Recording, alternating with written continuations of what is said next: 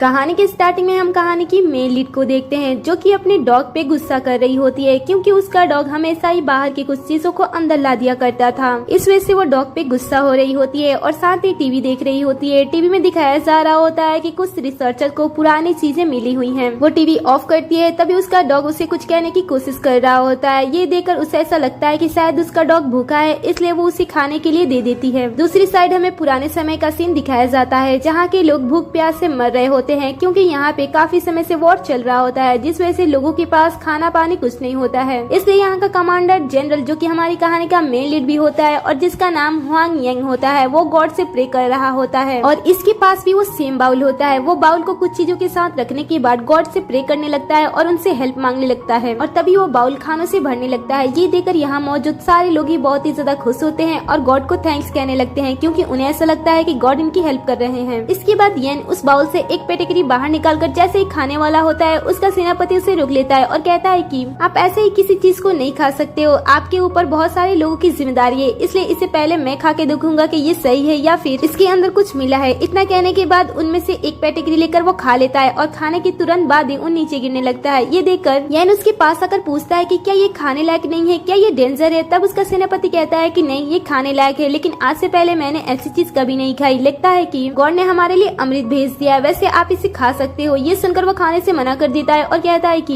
हमारे सैनिक और हमारे प्रजा बहुत ही ज्यादा भूखी है, इसलिए ये सारी चीजें उन लोगों में ले जाकर बांट दो। दूसरी तरफ हम सिया को देखते हैं जो कि अपने डॉग को खाने के लिए उस बाउल के अंदर पेटिकरी के ऊपर पेटिकरी डाले जा रही होती है, लेकिन वो बाउल तो भर ही नहीं रहा होता है। इस तरीके से सिया 10 पैकेट इसमें डाल देती है लेकिन वो बाउल तो भरता ही नहीं है। ये देखकर वो परेशान हो जाती है। दूसरी तरफ हम याओ को देखते हैं। यहाँ पे जितने भी लोग होते हैं वो उसे फिर से रिक्वेस्ट करते हैं कि अब इस बार वो पानी मांगे, लेकिन ये सुनकर वो मना कर देता है और कहता है कि अगर मैं तुरंत ऐसा करता हूँ तो गॉड को लगेगा कि हम बहुत ही ज्यादा लालची हैं। फिर जब वो अपने लोगों की हालत को देखता है तब वो प्रे करने के लिए बैठ जाता है। दूसरी तरफ हम सिया को देखते हैं जो कि पेटिकरी डालकर उस बाउल के अंदर थक जाती है, इसलिए वो उस बाउल को भरने के लिए पानी का सहारा लेती है और टब के नीचे उसे रखकर चली जाती है और नल से पानी उस बाउल में जाने लगता है जो कि टेलीपोर्ट होकर दूसरी साइड जा रहा होता है। यहाँ पे पानी मिलने की वजह से सारे लोग बहुत ही ज्यादा खुश हो जाते हैं। कुछ टाइम के बाद सेनापति याओ के पास आते हैं और प्रे ना करने के लिए कहते हैं क्योंकि वो लंबे समय से इसी तरीके से प्रे कर रहा था। ये देखकर मैं अपने लोगों और सैनिकों के लिए ऐसे ही 1 महीने तक प्रे कर सकता हूँ, इसमें मुझे कोई भी दिक्कत नहीं होगी। मैं बस चाहता हूँ कि हमारे लोग इस प्रॉब्लम से दूर हो जाए। ये सुनकर सेनापति कहते हैं कि इस समय हमारे पास इतना खाना और पानी हो चुका है कि अगर हम उसे आम लोगों में ना बांटे तो हमारे सैनिक काफी समय तक अच्छी तरीके से खाकर और लड़ाई कर सकते हैं। ये सुनते ही याओ गुस्सा हो जाता है और कहता है कि हम नहीं कर सकते हैं, सारे के सारे खाना पानी हमारे लोगों तक पहुँचा दो क्योंकि उन्होंने हमारा यहाँ तक पहुँचने में बहुत ही ज्यादा मदद किया है, इसलिए सबसे पहले उन्हीं लोगों का खाना और पानी पे हक बनता है। और हाँ, खाने में कुछ ग्रास भी मिला देना जो खाने लायक हो। इसके बाद वो एक पेपर पे लेटर लिखता है और उस बाउल के अंदर जलाते हुए रख देता है। दूसरी साइड जब सिया उस बाउल को लेती है तब उसके अंदर से उसके ऊपर राख गिर जाती है जिस वजह से वो गुस्सा होकर उस बाउल को दूर फेंक देती है। तभी वो देखती है कि उसका डॉगी तो मीट खा रहा है। ये देखकर वो गुस्सा हो जाती है और उस मीट के टुकड़े को उस बाउल में फेंक देती है। साथ ही वो गुस्सा होकर कई सारी चीजें उसके अंदर फेंक देती है। दूसरी साइड ये लोग प्रे कर रहे होते हैं तभी अचानक से वो मीट का टुकड़ा यहाँ पे आकर गिर जाता है। ये देखकर सारे लोग लड़ाई के मूड में आ जाते हैं क्योंकि उन्हें ऐसा लगता है कि शायद उन पे हमला हुआ है। फिर उन्हें रियलाइज होता है कि ऐसा कुछ नहीं है। फिर उनमें से एक पर्सन कहता है कि इसे हम सूप बनाकर पी सकते हैं। ये सुनते ही इनके मुंह में पानी आने लगते हैं। तभी उस बाउल से कुछ चॉकलेट और खाने की चीजों की बारिश होने लगती है और जब वो उसे ओपन करते हैं तब उसकी खुशबू इनको बहुत ही ज्यादा पसंद आती है। ये देखकर वो गॉड के लिए एक लेटर लिखते हैं और उस बाउल के अंदर डाल देते हैं। ये लेटर जब सिया तक पहुंचता है तब याओ की वो सारी प्रॉब्लम्स पढ़ने लगती है। याओ ने यहाँ पे लिखा था कि हमारे यहाँ युद्ध छिड़ी हुई है जिस वजह से हमारे यहाँ की आम जनता को काफी सारे प्रॉब्लम फेस करने पड़ रहे हैं। हमारे यहाँ के लोगों को ना ही खाना और ना ही पानी समय पे मिल रहा है, इसलिए हम आपसे मदद चाहते हैं।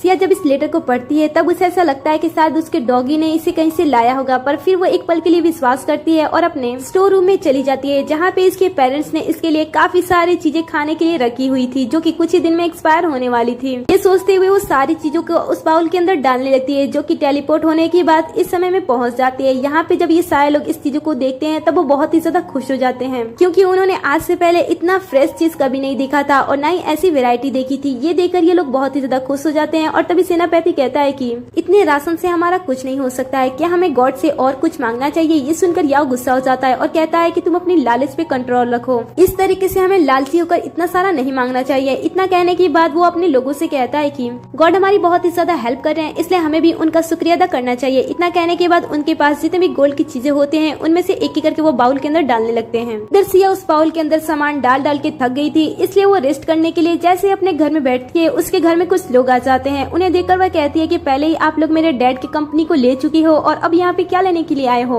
वो कहते हैं कि तुम्हारे डैड ने हमसे 100 मिलियन का उधार लिया है और जब तक वो उधार चुका नहीं देते हैं तब तक हम यहाँ से जा नहीं सकते हैं। वैसे तुम ये घर दे सकती हो और साथ ही अगर तुम इस लड़के से शादी करती हो तो हम तुम्हारे कर्ज को माफ कर देंगे, साथ ही तुम्हें एक अपार्टमेंट भी गिफ्ट कर देंगे। ये सुनकर सिया को याद आता है कि उसके डैड ने तो सिर्फ 10 मिलियन का उधार लिया था और कायदे से उन्होंने पैसे चुका भी दिए हैं क्योंकि उन्होंने इनकी कंपनी भी तो हथिया ली है। इसमें इसके पास कोई भी एविडेंस नहीं होते हैं, इसलिए ये कुछ नहीं कर पाती है। पर फिर भी वो उन लोगों से कहती है कि मैं तुम लोगों के पैसे बहुत ही जल्द लौटा दूंगी, इसलिए तुम सब यहाँ से दफा हो जाओ। ये सुनकर वो लोग वहाँ से जाने लगते हैं, बट जाने से पहले वो सिया को धमकी दे जाते हैं और कहते हैं कि अगर 3 दिन के अंदर तुमने पैसे नहीं लौटाए तो देखना तुम्हारे साथ क्या होगा। आगे सिया उदास मन से उस कमरे में आती है जहाँ पे वो बाउल था, लेकिन जैसे उस बाउल को देखती है वो शॉक्ड रह जाती है क्योंकि उस बाउल के अंदर काफी सारे गोल्ड्स थे, साथ ही उसमें एक जेट पेंडेंट भी था, जिसे देखकर सिया बहुत ही ज्यादा खुश हो जाती है और सोचती है कि ये सारी चीजें कैसे आ रही हैं। क्या कोई पर्सन इस बाउल की दूसरी साइड भी है जो इसे चीजें दे रहा है जिस तरीके से इसने चीजें दी थी। वैसे ये इसके बारे में ज्यादा चीजें नहीं सर्च करती है और फिर वो अपने अंकल के पास चली जाती है जिन्हें ज्वेलरी की काफी ज्यादा नॉलेज होती है। वो उन गोल्ड के बिस्किट को उन्हें दिखाती है। ये देखकर उसके अंकल कहते हैं कि ये तो बहुत ही ज्यादा एक्सपेंसिव है, इसकी रेट तो इसमें मिलियंस में होंगे। बाद में सिया उस जेट पेंडेंट को भी अपने अंकल को दिखाती है, जिसे देखकर तो इसके अंकल शॉक्ड ही रह जाते हैं और कहते हैं कि ये इतनी ज्यादा एक्सपेंसिव है कि हम इसके रेट को भी नहीं लगा सकते हैं। ये जेट पेंडेंट बहुत ही ज्यादा पुराना और बहुत ही ज्यादा कीमती है और ये यन फैमिली की अमानत है। लास्ट टाइम इसे यन के हाथों में देखा गया था जब वो युद्ध के लिए गया था। बताया जाता है कि जब यन लड़ाई करने के लिए गए थे उस समय उनकी सेना बहुत ही ज्यादा भूखी थी और साथ ही उनकी प्रजा भी बहुत ही ज्यादा भूख प्यास से मर रही थी। इनके पास सिर्फ 30,000 ही सेना थी, बट फिर भी इन्होंने डटकर 3 लाख की सेना को हरा दिया था। अंकल की बातें सुनकर ये भी सोचने पे मजबूर हो जाती है और सोचती है कि क्या वो जो लेटर मुझे मिला था वो सच था, क्या सच में वो बाउल मुझे और यन को एक साथ जोड़ रही है। तभी अंकल उससे कहते हैं कि कुछ टाइम बाद एक एग्जीबिशन होने वाली है, वहाँ पे तुम इस जेट पेंडेंट को लेकर चली जाना, वहाँ पे तुम्हें अच्छी कीमत मिल सकती है। सिया कहती है कि ठीक है मैं वहाँ पे जाऊंगी और फिर वो वापस घर पे आ जाती है। घर पे आने के बाद वो सबसे पहले यन के बारे में इंफॉर्मेशन निकालती है और पुरानी बुकों को पढ़ना स्टार्ट कर देती है, जहाँ पे उसे ज्यादा कुछ तो पता नहीं चलता है, लेकिन उसे ये पता चल जाता है कि युद्ध के दौरान यन की मौत हो गई थी और राजा इसके बारे में ज्यादा लोगों को बताना नहीं चाहता था, इसलिए वो इसकी इंफॉर्मेशन ही गायब कर देता है। यन के बारे में ये सारी बातें जानकर सिया को बहुत ही ज्यादा दुख होता है और वो सोचती है कि वो यन की किस तरीके से हेल्प कर सकती है। फिर वो ऑनलाइन ग्रोसरी की काफी सारी सामानों को खरीदने लगती है और उसने 7 मिलियन की शॉपिंग कर ली थी। फिर उसे रियलाइज होता है कि इतनी चीजें घर पे आने में काफी समय लग सकता है, इसलिए वो डायरेक्ट ग्रोसरी जाकर खुद से ही काफी सारी चीजें खरीद लेती है। जब वो इतनी सारी चीजें खरीदती है तो शॉप में मौजूद सारे लोग उसे देखकर शॉक्ड रह जाते हैं, साथ ही वहाँ मौजूद शॉपकीपर भी ये देखकर शॉक्ड रह जाता है और फिर वो उसे सारी चीजें बेच देता है। इधर यन के पास एक सैनिका का बताता है कि लोगों ने हड़ताल करना स्टार्ट कर दिया है। ये सुनकर वो लोगों के पास जाता है, तब लोग इस पे इल्जाम लगाने लगते हैं कि तुम और तुम्हारे सैनिक आराम से खा पी रहे हैं, लेकिन हमारे पास काफी समय से खाना नहीं पहुंचा है, हम बहुत दिनों से भूखे हैं, इसके बारे में तुम क्या कहना चाहोगी। ये सुनकर यन कहता है कि आपके राजा ने आपको बाहर निकाल दिया है, पर फिर भी मैं आप लोगों की मदद कर रहा हूँ, लेकिन आप लोग मेरे ऊपर ही इल्जाम लगा रहे हो। लेकिन चलो कोई नहीं, हम साथ में मिलकर गॉड से प्रे करते हैं, वो हमारी हेल्प जरूर करेंगे। इतना कहने के बाद वो सभी के साथ प्रे करना स्टार्ट कर देता है। तभी यहाँ मौजूद एक लड़का कहता है कि ये कैसा बकवास है, अगर हम प्रे करेंगे तो गॉड हमारे लिए खाने पीने की चीजें दे देंगे, ऐसा बिल्कुल भी नहीं है। ये सुनकर यन अपने मन में कहने लगता है कि गॉड अगर आज हमारी प्रे नहीं सुनते हैं तो मैं इनके लिए क्या करूंगा, आखिर मैं खाना और पानी इनके लिए कहाँ से लाऊंगा। तभी उस बाउल से 1-2 नहीं बल्कि बहुत सारी चीजें खाने की निकलती हैं, जो कि क्वांटिटी में भी बहुत ही ज्यादा होती हैं, जिसे देखकर ये लोग बहुत ही ज्यादा खुश हो जाते हैं क्योंकि इसकी क्वालिटी भी बेस्ट होती है। फिर ये सभी लोग कुछ देर तक उस खाने को पकाते हैं और पकाने के बाद उसे खाने लगते हैं। ये लोग इस तरीके से इस खाने को खा रहे होते हैं जैसे ये पहली बार अपनी लाइफ में कुछ खा रहे हैं। तभी उस बाउल से आवाज आना स्टार्ट कर देती है। ये सुनकर यान उस बाउल के पास पहुंच जाता है। उधर से सिया पूछती है कि क्या तुम यूएन हो और क्या ये यू डेंसिटी है। ये सुनकर तो यन शॉक भी रह जाता है और सोचता है कि आखिर उसके बारे में ये सारी चीजें इन्हें कैसे पता। फिर वो कहता है कि हाँ मैं वही हूँ। वैसे आपका बहुत बहुत शुक्रिया, आपने हमारे बहुत ही ज्यादा हेल्प की है, आपकी वजह से हमारे बहुत सारे लोग आज खाना खा रहे हैं और पानी पी रहे हैं, इसका आपको बहुत बहुत शुक्रिया। लेकिन उधर से कोई भी जवाब नहीं आता है। यान जवाब के इंतजार में वहाँ पे काफी देर तक बैठा होता है। बहुत देर के बाद सिया जवाब देती है और कहती है कि मैं गॉड नहीं हूँ। ये सुनकर यान पूछता है कि तुम कौन हो। तब सिया उसे समझा समझा नहीं पाती है कि एक्चुअली में हो क्या रहा है, तो उसे कह देती है कि मैं तुम्हारे लिए तुम्हारी गॉड ही हूँ, तुम मुझे गॉड ही समझो। वैसे तुम मुझे अपनी प्रॉब्लम बता सकते हो, तुम्हें क्या चीज चाहिए। ये सुनकर येन अपनी सारी प्रॉब्लम बताने लगता है और कहता है कि मेरे पास लगभग 30,000 लोग हैं, मुझे उन सारे लोगों को खाना पानी देना है, मुझे ये सारी चीजें चाहिए, क्या आप हमारी हेल्प कर सकते हो। ये सुनकर सिया कहती है कि मैं तुम्हारी हेल्प कर सकती हूँ, लेकिन बदले में मुझे गोल्ड और बाकी कीमती चीजें चाहिए। तब वो कहता है कि ठीक है। कुछ टाइम के बाद उस बाउल के अंदर से बहुत सारी चीजें बहुत ही ज्यादा क्वांटिटी में बाहर आने लगती है और ऐसे ही करके वहाँ पे बहुत सारा सामान आ जाता है, जिस वजह से ये सारे लोग बहुत ही ज्यादा खुश हो जाते हैं। कुछ टाइम के बाद येन वहाँ से एक स्वीट पोटैटो निकालता है और उन्हें दिखाते हुए कहता है कि हम इसे उगा सकते हैं, आपको इसके लिए ज्यादा मेहनत और ज्यादा पानी भी नहीं देना होगा, ये बहुत ही आसानी से निकल सकता है, इसलिए आज से हम इसकी खेती करेंगे। ये सुनकर भी सारे लोग बहुत ही ज्यादा खुश हो जाते हैं और कहते हैं कि अब हमें भूख से मरने की कोई जरूरत नहीं है। आगे हम रात का सीन देखते हैं। यहाँ पे यान अकेला खड़ा होता है, तभी उसका सेनापति उसके पास आता है और कहता है कि हम गॉड को इतनी सारी एक्सपेंसिव चीजें दे रहे हैं, क्या ऐसा करना हमारे लिए सही होगा। यान कहता है कि गॉड ने हमारे और हमारे लोगों के लिए बहुत ही ज्यादा किया है, इसलिए ये सारी चीजें उनके लिए कुछ भी नहीं है। और क्या चाहते हो कि तुम यहाँ के सारे लोग ऐसे ही भूख प्यास से मर जाएं? आखिर मरने के बाद इस गोल्ड और इस सारी एक्सपेंसिव चीजों का क्या होगा, इसलिए हमें उन्हें दे देना चाहिए। आगे हम सिया को देखते हैं जो कि बैठकर अपना कैलकुलेशन कर रही होती है, तभी उसकी आंट उसके पास कॉल करती है। ये देखकर वो गुस्सा हो जाती है और कॉल रिसीव करने के बाद कहती है कि आपने मुझे क्या उस ओल्ड पर्सन से शादी करने के लिए कॉल किया है। ये सुनकर उसकी आंट गुस्सा हो जाती है और कहती है कि तुम्हें बिल्कुल भी तमीज नहीं है कि तुम्हें अपने आंट से किस तरीके से बात करना चाहिए। एक्चुअली में इसकी आंट इसके घर को हड़पना चाहती थी, इसलिए वो रास्ते से इसे हटाना चाहती है। आगे उसकी आंट उससे कहती है कि इतना एटीट्यूड दिखाना अच्छी बात नहीं है, 2 दिनों के बाद मैं वापस आऊंगी और देखती हूँ कि तुम मुझे किस तरीके से वहाँ से बाहर निकालती हो। सिया कहती है कि 2 दिनों के बाद आना तो देख लेना कि तुम्हारे साथ क्या होगा। इतना कहने के बाद वो फोन को कट कर देती है। इधर हम येन को देखते हैं जो कि अपनी युद्ध कर रहा होता है, क्योंकि उसके कैंप पे दुश्मन सेना ने हमला कर दिया था, इसलिए वो उनसे लड़ रहा होता है। दूसरी साइड हम सिया को देखते हैं जो बहुत सारा ग्रोसरी का सामान येन के लिए इकट्ठा कर रही होती है और तभी यहाँ पे डिलीवरी वाला पैसे के लिए आ जाता है। वो डिलीवरी वाले को पैसे देने जा रही होती है, तभी यहाँ पे इसका ब्लाइंडेड भी आ जाता है जो कि उसे देखकर कहता है कि मैं तुम्हारा ब्लाइंडेड हूँ। ये देखकर वो उसे कहती है कि मैं तो किसी के साथ ब्लाइंडेड पे नहीं जाने वाली हूँ। वो कहता है कि तुम्हें पता भी है कि मैं कितना ज्यादा रिच हूँ, अगर तुम मुझसे शादी करती हो तो तुम्हारे भाग्य भी खुल जाएगा और वैसे भी तुम अनाथ हो, इस तरीके से एटीट्यूड तुम्हें दिखाना अच्छा नहीं है। तभी डिलीवरी वाला फिर से पैसों की बात कर देता है। ये सुनकर वो ओल्ड मैन सामने आता है और कहता है कि मैं ही पैसे दे देता हूँ, वैसे शादी के बाद इतना ज्यादा खर्च मत करना। बट जैसे उसे पता चलता है कि बिल 8.1 मिलियन का है, तब वो शॉक्ड ही रह जाता है। सिया कहती है कि इस वक्त तुम मेरे खर्चों को उठा नहीं पा रहे हो, पता नहीं शादी के बाद तुम मेरे खर्चों को किस तरीके से उठाओगे। इतना कहने के बाद वो अपने डॉगी को बाहर बुला देती है, जिसे देखते ही वो डरते हुए वहाँ से भाग जाता है। उसके जाने के बाद सिया अंदर आती है, जहाँ उसे बाउल में फिर से कुछ एक्सपेंसिव चीजें मिलती हैं, जिसे देखकर वो डिसाइड करती है कि वो फिर से अपने अंकल के पास जाएगी। वो इन चीजों को लेती है और अपने अंकल के पास चली जाती है। जब उसके अंकल फिर से इन चीजों को चेक करते हैं, तब वो कहते हैं कि ये सारी चीजें भी बहुत ही ज्यादा एक्सपेंसिव है। सिया फिर से उनसे यूएन के बारे में पूछने लगती है। ये सुनकर वो उसे कहते हैं कि तुम उनके बारे में इतनी सारी बातें क्यों जानना चाहती हो। वैसे मुझे तो उनके बारे में ज्यादा कुछ नहीं पता, लेकिन यहाँ के जो पुराने मालिक थे वो उनके बारे में बहुत ही ज्यादा इंटरेस्ट दिखाते थे और उन्होंने एक बुक भी लिखी थी। उन्हें उनके बारे में जानने का बड़ा ही शौक था, वो सारी चीजें इस बुक में लिखा करते थे। तुम इस बुक को पढ़ लो, तुम्हें काफी सारी चीजें जान जाओगी।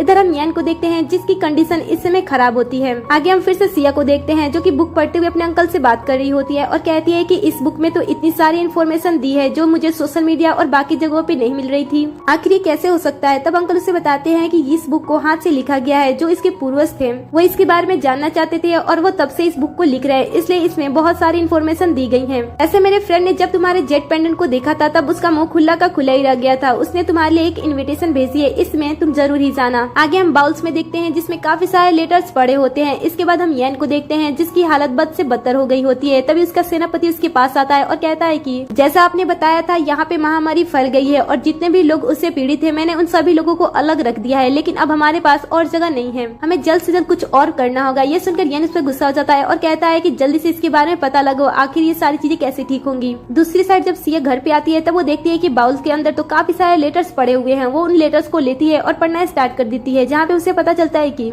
यू डायनेस्टी में इसमें महामारी पहुंच चुकी है, जिस वजह से यहाँ के काफी सारे लोगों की भी डेथ हो चुकी है और काफी सारे लोगों की क्रिटिकल हालत भी है। सिया इसके बारे में पढ़ने के बाद वो उस बुक से भी कंफर्म करती है और उसके बाद वो इंटरनेट पे इस बीमारी के बारे में सर्च करने लगती है। दूसरी साइड हम यू को देखते हैं जिसकी कंडीशन काफी ज्यादा बुरी होती है और वो अपने लोगों से कहता है कि मुझे आखिरी बार उस बाउल तक ले चलो, क्योंकि उसे ऐसा लग रहा होता है कि ये इसका आखिरी अंत चल रहा है। वो उस बाउल के पास जाने के बाद गॉड से सॉरी बोलने लगता है और कहता है कि अगर मुझसे कोई गलती हुई है तो आप मुझे प्लीज माफ कर दो, लेकिन मैं चाहता हूँ कि आप मेरे लोगों की हेल्प कर दो। इतना कहते वो अपने आंखें बंद करने लगता है जैसे कि उसकी आखिरी समय चल रहा हो। तभी उस बाउल से सिया आवाज देती है और कहती है कि तुम हिम्मत हिम्मत मत हारना, मैं तुम्हारे लिए जल्द ही मेडिसिन भेज रही हूँ। इतना कहने के बाद वो उस बाउल के अंदर काफी सारे मेडिसिन भेज देती है, जिसे देखकर इन लोगों की जान में जान आती है। साथ ही वो एक डायरी भी भेजी होती है, जिससे कि इन्हें पता चल जाए कि इन्हें किस तरीके से दवाई को खाना है। तभी उस नोटबुक से सिया की एक फोटो नीचे गिर जाती है, जिसे देखकर यू अपने पास रख लेता है और बाद में वो मेडिसिन को दे देता है और कहता है कि सभी को इस मेडिसिन को दे दो। और फिर वो भी उस मेडिसिन को खा लेता है और उसके बाद वो फिर से सिया की तस्वीर को देखने लगता है। कुछ टाइम बाद यहाँ पे कोई आता है और उसे बताता है कि दुश्मन सेना ने हम पे हमला करने का बहुत ही बड़ा प्लान बना लिया है और वो बहुत ही तेजी से हमारे तरफ आ भी रहे हैं। आगे हम उस एग्जीबिशन को भी देखते हैं। यहाँ पे इस एग्जीबिशन को टियान हैंडल कर रहा होता है, जो कि काफी ज्यादा रिच होता है। और यहाँ पे सिया की आंट भी आई होती है, जो कि अपनी बड़ाई करते हुए कह रही होती है कि यहाँ पे वही पर्सन पार्टिसिपेट कर सकता है जिसके पास 10 मिलियन से ज्यादा एक्सपेंसिव चीज होगी। वैसे तुम सब मुझे ही देख लो, मेरे पास लिन डायनेस्टी का एक वास है और वो बहुत ही ज्यादा एक्सपेंसिव है। तभी यहाँ पे वो सिया को आते हुए देख लेती है। सिया के पास एक बहुत ही बड़ा सा बैग होता है। वो उस बैग को देखती है और कहती है कि क्या तुम अपने कूड़े को यहाँ पे बेचने के लिए आई हो? ये जगह तुम जैसे लोगों के लिए नहीं है, इसलिए अच्छा होगा कि तुम यहाँ से चली जाओ। इतना कहने के बाद वो उसका मजाक उड़ाने लगती है। सिया कहती है कि मैं यहाँ पे अपनी चीजों को बेचने के लिए आई हूँ जैसे तुम आई हो, और मैं तुमसे बकवास करने के लिए नहीं आई हूँ, इसलिए तुम मुझसे बातें मत करो। आंटी उसके सामने शो ऑफ करते हुए अपने वास को सामने लाती है और उस पर्सन को दे देती है। वो पर्सन उसे चेक करता है और कहता है कि ये तो बहुत ही ज्यादा एक्सपेंसिव है, इसका कॉस्ट 13 मिलियन युआन है। अब ये सुनकर वो सबके सामने शो ऑफ करने लगती है। अब इसके बाद वो सिया से कहती है कि आज वो लास्ट दिन है और अगर तुमने आज पैसे नहीं दिए तो वो घर मेरा हो जाएगा। ये सुनकर सिया कहती है कि हाँ मुझे पता है कि आज लास्ट दिन है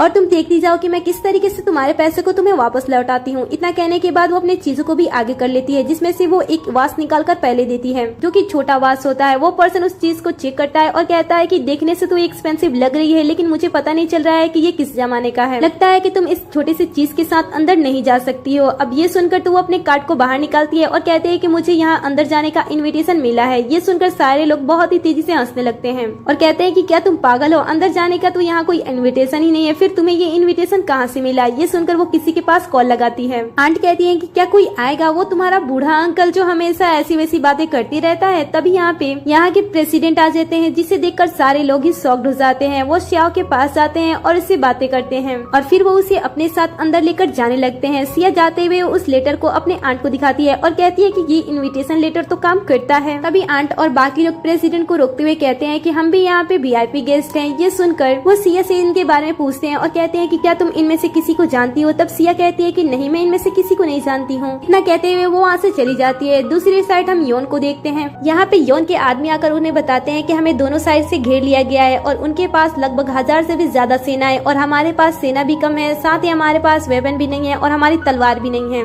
ये सुनकर यन कहता है कि जीत का तो पता नहीं, लेकिन हम इस तरीके से भाग नहीं सकते हैं, हमें युद्ध करना ही होगा। आगे हम सिया को देखते हैं। जैसे वो अंदर आती है, कुछ टाइम के बाद उसकी आंट भी अंदर आ जाती है। यहाँ पे आंट उस पर्सन की हेल्प से अंदर आई होती है जो पर्सन सिया से शादी करना चाहता था और इसका नाम सू होता है। वो आकर यहाँ की आगे वाली सीट पे बैठ जाता है। ये देखकर सिया कहती है कि तुमने अच्छा मौका गंवा दिया, अब तुम आगे नहीं आ सकती हो। वो पर्सन से देखकर कहता है कि आओ मेरे पास, मेरी गोद में आके बैठ जाओ, शायद मैं तुम्हें यहाँ पे बैठा दूं। ये सुनकर वो आगे बढ़ती है और जैसे उसे मारने वाली होती है वो साइड हट जाता है और उसे चोट नहीं लगती है। सू से कहता है कि मैंने तुमसे कहा था ना कि तुम मुझसे डेट कर लो। ये सुनकर सिया उससे कहती है कि मैं तुम जैसे पीक को डेट करूंगी, ऐसा बिल्कुल भी नहीं होने वाला है। आंट उस पर गुस्सा होकर कहती है कि अच्छा मौका गवा रही हो। ये सुनकर वो कहती है कि आप ही इस मौके को आजमा क्यों नहीं लेती हो? इतना कहने के बाद वो VIP सीट पे जाकर बैठने लगती है। ये देखकर उसकी आंट उससे कहती है कि वो VIP सीट है, वहाँ पे जाकर बैठने की सोचना भी मत, ये जगह तुम्हारे लिए बिल्कुल भी नहीं है। अब ये सुनकर वो गुस्सा हो जाती है और VIP सीट पे लिखे अपने नाम को उन्हें दिखा देती है और कहती है कि देखो मेरा ही नाम यहाँ पे लिखा है।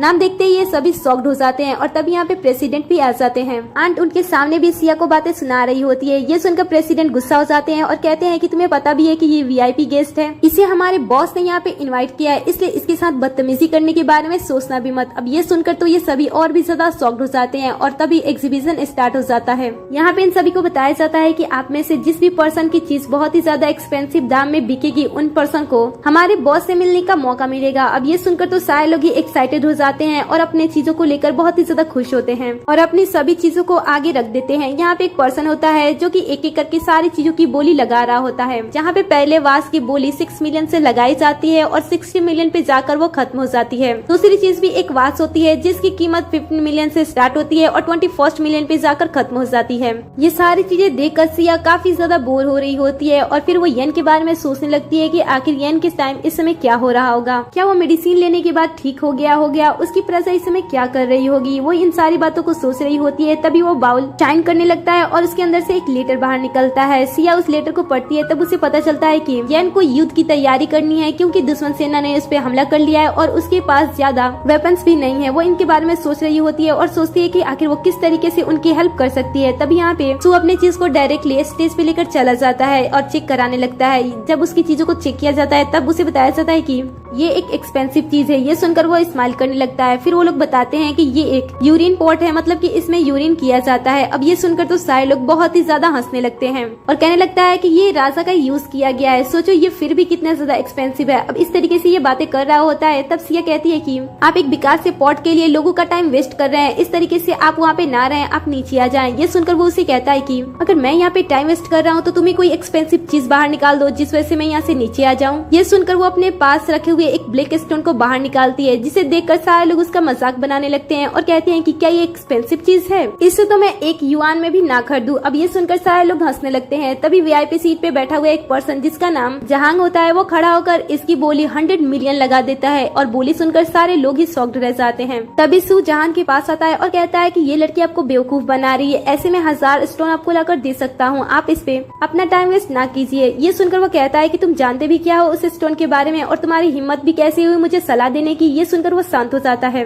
फिर वो सिया के पास जाता है और कहता है कि अगर आप चाहो तो मैं इससे भी ज्यादा पैसे दे सकता हूँ, मुझे ये स्टोन चाहिए। ये सुनकर वो कहती है कि ठीक है, मैं आपको ये स्टोन फ्री में दूंगी, लेकिन उसके लिए आपको मेरे लिए कुछ करना होगा। ये सुनकर वो कहता है कि मैं आपके लिए क्या कर सकता हूँ। तब सिया कहती है कि मुझे बहुत सारे वेपन्स, बुलेट प्रूफ जैकेट और भी कई सारी चीजें चाहिए। ये सुनकर वो कहता है कि ठीक है, मैं अरेंज कर दूंगा, लेकिन इसमें 3 दिन लगेगा। ये सुनकर वो कहते हैं कि नहीं, मेरे पास इतना टाइम नहीं है। और उसके बाद वो जेड पेंडेंट को बाहर निकालती है और कहती है कि इसे भी ले लो और मेरे काम को जल्दी कर दो। अब ये देखकर वो तो कहता है कि 1 घंटे में नहीं बल्कि मैं तो आधे घंटे में ये सारी चीजें आपके लिए ऑर्गेनाइज कर दूंगा। तभी यहाँ पे एंट्री होती है एक बहुत ही ज्यादा फेमस बिजनेस वुमेन की, जिनका नाम सिलीन होता है। वो यहाँ पे आने के बाद कहती है कि जो चीज मेरे पास है उतनी एक्सपेंसिव चीज तो आप लोगों ने देखी नहीं होगी। इतने कहने के बाद वो अपने आइटम को बाहर निकालती है, जो कि एक छोटा सा पेड़ होता है जिसे जेड स्टोन से बनाया गया होता है, जिसे देखकर तो सारे लोग मजाक ही उड़ाने लगते हैं। तभी यहाँ के साइंटिस्ट यहाँ पे आते हैं और उसे चेक करके बताते हैं कि ये तो बहुत ही ज्यादा एक्सपेंसिव है। अगर हम इस आइटम की स्टार्टिंग प्राइस भी बताएं तो इसकी स्टार्टिंग प्राइस 50 बिलियन की होती है। अब ये सुनकर तो सारे लोग ही शॉक्ड हो जाते हैं और सिया अपने जेट पेंडेंट को देखने लगती है। सभी लोग खड़े हो जाते हैं और मिसिन से कहते हैं कि आप इसकी बोली इतनी ज्यादा हाई कैसे लगा सकते हो,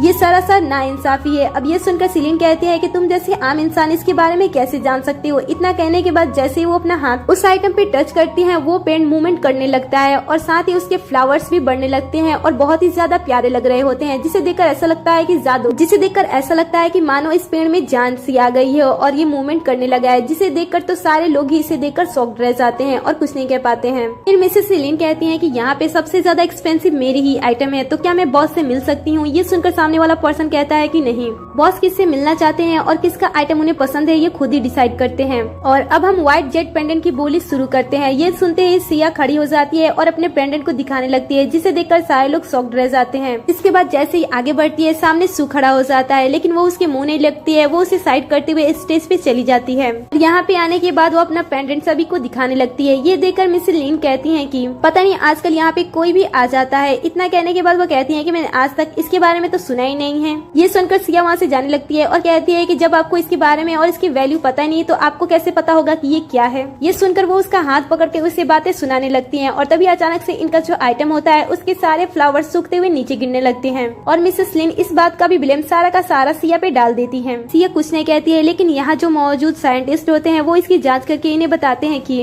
आपका आइटम इस व्हाइट जेट पेंडेंट के सामने टिक नहीं पाया, क्योंकि आपके आइटम के फ्लावर्स इसलिए नीचे गिर गए क्योंकि वो इसकी ब्यूटी के सामने टिक नहीं पाए। अब ये सुनकर तो वो गुस्सा हो जाती है। अभी यहाँ पे मिस्टर लू की एंट्री होती है, जो कि इस एग्जीबिशन को फाइनली में करा रहे थे। वो आते ही उस लेडी को थप्पड़ मार देते हैं और एक बहुत ही प्यारा सा मुकुट लेने के बाद वो सिया के सामने झुक जाते हैं और कहते हैं कि आपके हस्बैंड आपका इंतजार कर रहे हैं। ये सुनकर सिया कहती है कि मेरी तो अब तक शादी ही नहीं हुई है। अभी मिस्टर लू से कहते हैं कि आप हमारे साथ चले, हमारे बॉस आपका इंतजार कर रहे हैं। ये सुनकर लेडी फिर से सामने आती है और कहती है कि मुझे बॉस से मिलना है, मुझे अपने साथ ले चलो। भी कुछ गार्ड्स आते हैं और उन्हें पकड़ के बाहर फेंक देते हैं और तभी वो आंट से मिलती हैं और ये लोग सारे एक हो जाते हैं। तो वो सिया को भागते हुए और कहीं पे जाते हुए देखते हैं। ये देखकर वो सभी उसका पीछा करने लगते हैं। यहाँ पे सिया अपने वेपन्स को देखने के लिए आई थी और ये लोग इसका पीछा करते करते यहाँ पे आ जाते हैं और उन्हें पता नहीं चलता है कि वो कब उस बाउल के क्लोज आ गए हैं, जिस वजह से वो बाउल उसे अपने अंदर डाल देता है और पुराने जमाने में उन्हें छोड़ देता है। यहाँ पे सारे वेपन्स के साथ कई और सारी चीजें होती हैं जिसे वे लोग युद्ध में इस्तेमाल कर सकते हैं। साथ यहाँ पे एक डायरी भी होती है जिसमें सारी चीजें लिखी हुई होती है कि वो किस तरीके से इन सारी चीजों को यूज कर सकता है। ये देखकर वो अपने सैनिक को हथियारों के साथ युद्ध में भेज देता है और कुछ ही देर के अंदर ये सारे लोग उन सारे लोगों को मार डालते हैं। आगे हम मिस्टर लू को देखते हैं जो कि सिया को बॉस के पास लेकर जाते हैं, लेकिन उससे पहले वो एक एंशिएंट और बहुत ही ज्यादा एक्सपेंसिव ड्रेस उसके सामने लाते हैं। जब वो उस ड्रेस को देखती है तब उसे ऐसा लगता है कि शायद ये ड्रेस इसी के लिए वो उस ड्रेस को पहन लेती है और जैसे वो अंदर जाती है सामने यान खड़ा होता है और इसी सीन पे ये ड्रामा खत्म हो जाता है। पहले आपको ये ड्रामा कैसा लगा मुझे कमेंट में जरूर बताना और जाने से पहले चैनल को सब्सक्राइब नहीं किया तो चैनल को सब्सक्राइब के लिए साथ ही नोटिफिकेशन बेल को भी ऑन कर लीजिए जिससे कि आप हमारे हर एक वीडियो से अपडेट रहो।